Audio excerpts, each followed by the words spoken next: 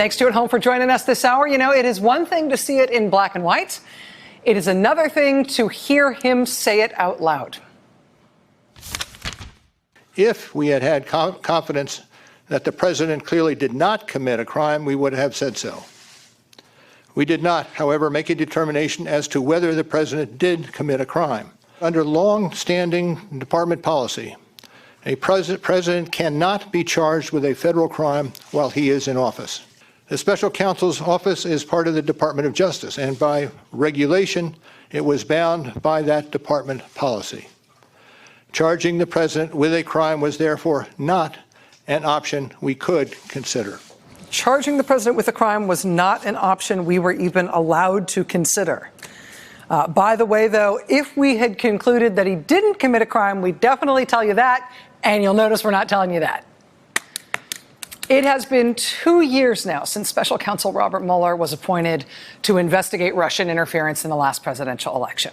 2 years and 12 days ago is when he was first appointed. Today was the first day that we have heard from Mueller himself in his own words. And honestly, the consequence of hearing from him today for the first time is, I think, what is now the widely held expectation that the Democratic-controlled Congress will have no choice but to open an impeachment inquiry into President Trump. Not because they want to. House Speaker Nancy Pelosi has been blunt and consistent and insistent in making clear that she would frankly rather stick a fork in her eye. But now we know that what Congress didn't fully appreciate when they all initially cheered the appointment of Robert Mueller, when they praised him personally, when they praised the decision of the Justice Department to appoint a special counsel to look into this matter, what I think Congress didn't fully grasp at the time was that the regulations under which Mueller was appointed meant that if this investigation turned up serious evidence of serious misconduct, if it turned up evidence of potentially criminal behavior by the president, the only and inevitable outcome of that determination by the special counsel would be that Congress themselves would have to do something about it. I am quite sure that nobody in Congress would have been nearly as excited about Robert Mueller taking on this job and about a special counsel being appointed at all had they realized from the outset that that's what would happen at the end of Mueller's investigation. If he found the most serious and seriously negative thing in his investigation, it would go to Congress for them to handle. But now we know, from the horse's mouth, as of today, finally, more than 2 years into this thing, that according to Justice Department policies, any evidence of a president's criminal behavior that's turned up by a special counsel, any evidence of that is to be given to Congress to deal with. That's what you do with that information, full stop. It doesn't go to anybody else. Congress, it is on you guys.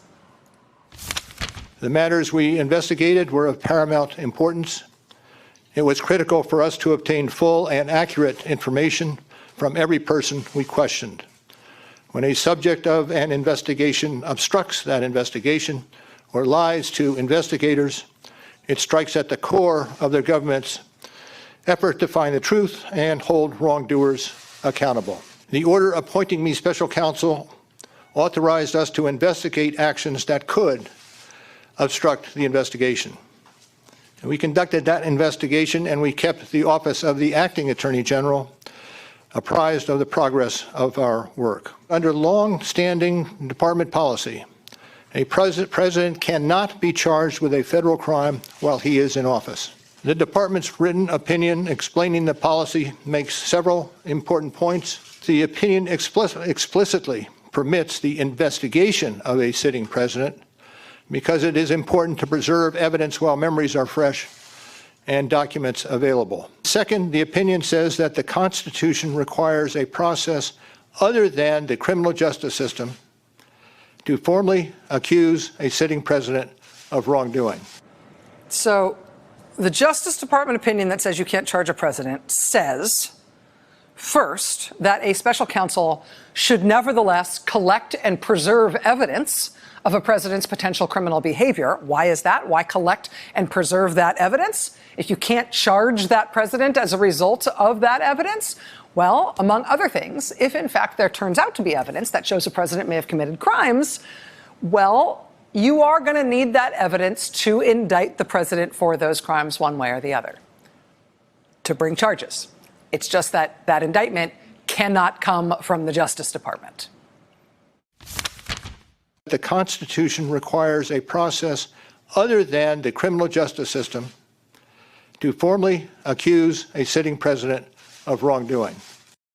The determination of a president's criminal culpability is a process that does not and cannot take place within the criminal justice system. That is a determination to be made in Congress.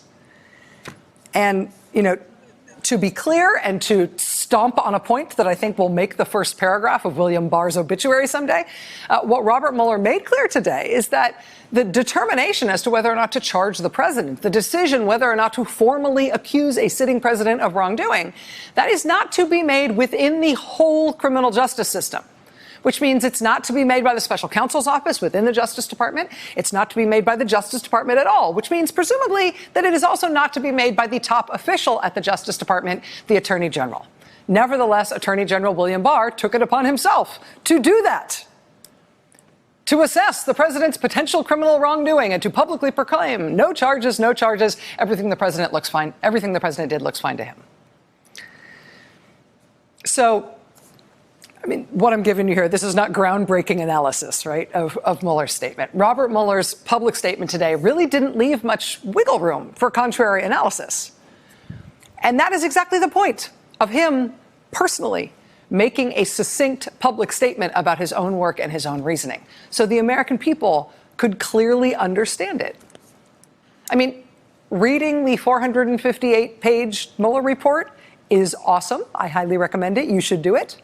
But as a person who read the report, I still find it helpful to have the dude that wrote it up there saying, hey, here's what it says. And here's the important bits you want to make sure you don't miss out on.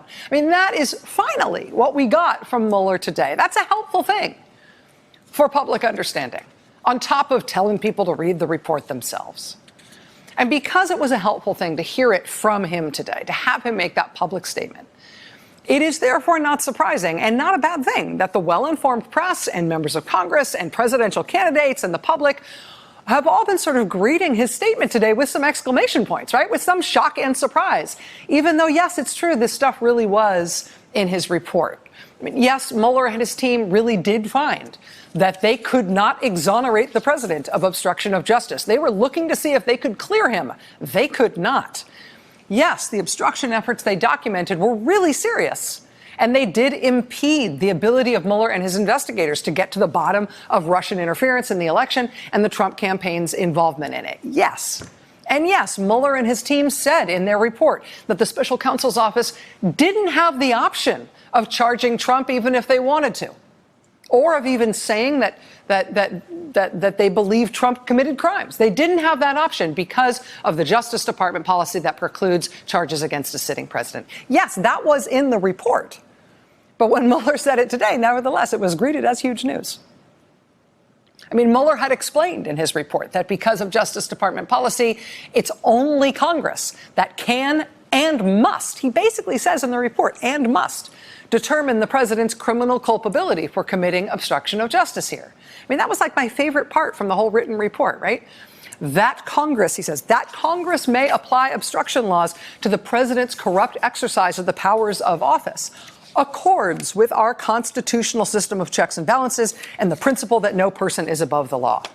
Congress has authority to prohibit a president's corrupt use of his authority in order to protect the integrity of the administration of justice.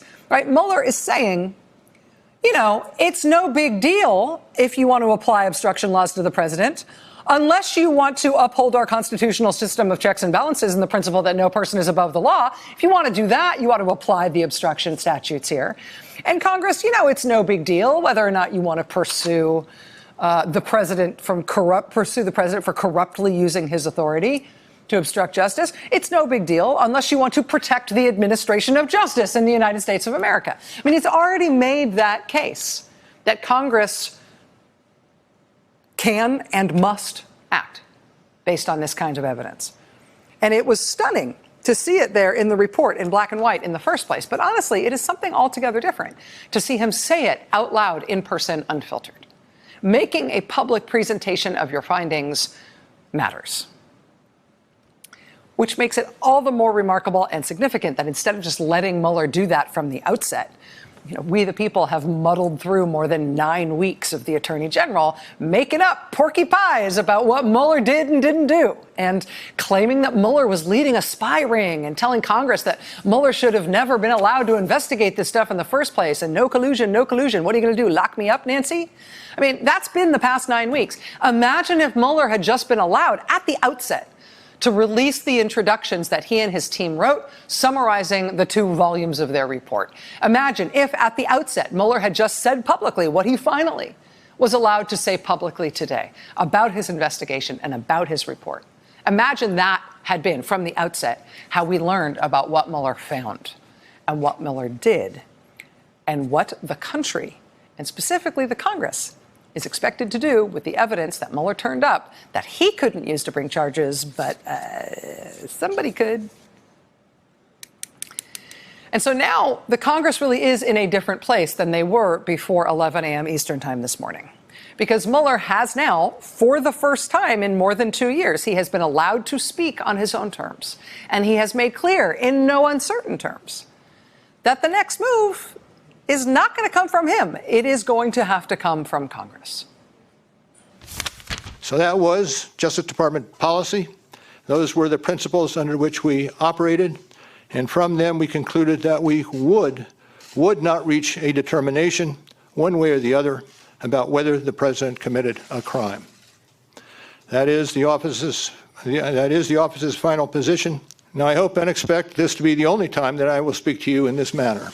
Any testimony from this office would not go beyond our report. We chose those words carefully, and the work speaks for itself. And I will close by reiterating the central allegation of our indictments, that there were multiple, systematic efforts to interfere in our election. And that allegation deserves the attention of every American. Thank you. Thank you for being here today. Sir, if you're subpoenaed, will you be No questions. No questions. I said no questions. The work speaks for itself. Here it is. We in the special counsel's office can't charge him. Here's the evidence we found, though. We'd tell you if he clearly didn't commit obstruction, and boy, howdy, are we not saying that. We tried to clear him, couldn't. And by the way, obstruction is a really serious crime. And to the extent that there was criminal obstruction here, and we lay that out over more than 100 pages, that was obstruction of a really, really important investigation into something very, very bad for our whole country that every American should really care about. And did I mention that's it from me? I mean, I think that Congress will still get testimony from Robert Mueller, probably by hook or by crook. I'm still interested in the question of whether or not his team, the prosecutors and the agents and analysts that work with him, will also testify. The House Intelligence Chairman already said today, "Thank you, sir. We're looking forward to your testimony." That's a good hint that he's still going to be asked to testify. But there's a reason that there was unanimity today from Democratic presidential candidates, even from the ones who have been more reticent on this issue in the past. Today, in response to Mueller's statement, none of them are being reticent anymore. There's a reason they all today said that an impeachment inquiry must be opened. There's a reason that the statement in response to Mueller today from Judiciary Chairman Jerry Nadler, where he said this, where he said, given that Special Counsel Mueller was unable to pursue criminal charges against the president, it falls to Congress to respond to the crimes, lies, and other wrongdoing of the president, and we will do so. There's a reason that after Jerry Nadler made that statement today, there was some bewilderment at the fact that Nadler then gave a live press statement to reporters in which he still wouldn't just say that he's opening an impeachment inquiry. When he says, we will do so, what does he mean? We will do what? I mean, Democrats wanted to follow Robert Mueller's lead on this investigation as far as they could. Understandable, cautious, restrained, and in many ways admirable. But today that's over because today we found out from the horse's mouth, we found out from Mueller himself exactly how far Mueller could go. And so now, upon Mueller's resignation from the Justice Department, upon finally hearing from him about his own work, now the, I believe, widely held expectation is that the House will open an impeachment inquiry into the president. I mean, presented with this evidence and with the clarifying, out loud, unquestionable assertion from Mueller himself that it is now their job to do something about it, Congress will have to do something about it. I mean, the question now is, I think, no longer whether the Democrats will decide to open an impeachment inquiry. The question now seems to me it just has to be when. Hey there, I'm Chris Hayes from MSNBC. Thanks for watching MSNBC on YouTube. If you want to keep up to date with the videos we're putting out, you can click subscribe just below me or click over on this list to see lots of other great videos.